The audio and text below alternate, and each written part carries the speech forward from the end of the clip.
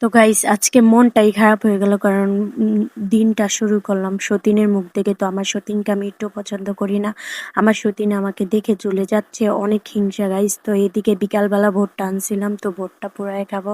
এই প্রথম আমি ভোরটা খাবো গাইস, তো অবশ্যই আপনাদের সাথে শেয়ার করব কিভাবে খাচ্ছি, কিন্তু রেসিপি অবশ্যই আমি দিতে পারবো না কারণ আমি এতটুক ধৈর্যশীল না যে আপনাদেরকে রেসিপি দেখাবো।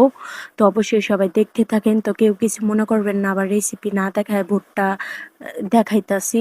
তো আমি এরকমই, আর আমার ক্যামেরাম্যান কেউ নাই যে ধরবে, তো আমি যতটুকু পারি আপনাদেরকে দেখানোর চেষ্টা করব।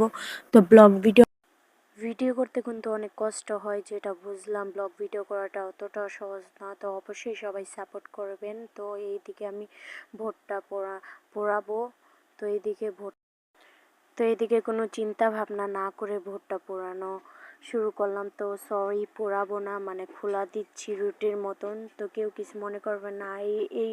এই ভোটটা পোড়ানোর উপাদান হলো কি কি অবশ্যই আপনাদেরকে বলবো। তো নুডলসের মশলা ছিল আমাদের বাসায়, তো সস ছিল, লবণ আর একটু লঙ্কার গুঁড়া, এতটুকু, আর বেশি কিছু দিই না কারণ আমরা মিষ্টি জাতীয় জিনিস বেশি পছন্দ করি গাইস। আমরা কিন্তু ঝাল জিনিস বেশি একটা পছন্দ করি না, তবুও আজকে খেয়েছি, এত মজা লাগছে বলার বাহিরে। মানে আমি প্রথমে কিন্তু ভুট্টা পোড়া খাচ্ছি, তো অনেক ভাল লাগলো।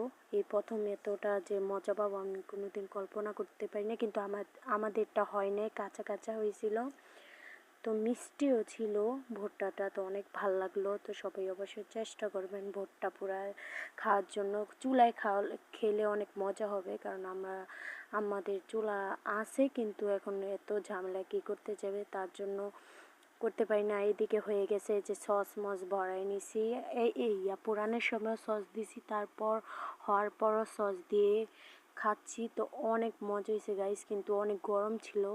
তো গরম গরম খাওয়ারই চেষ্টা করবেন কারণ গরম গরমই বেশি মজা হয়।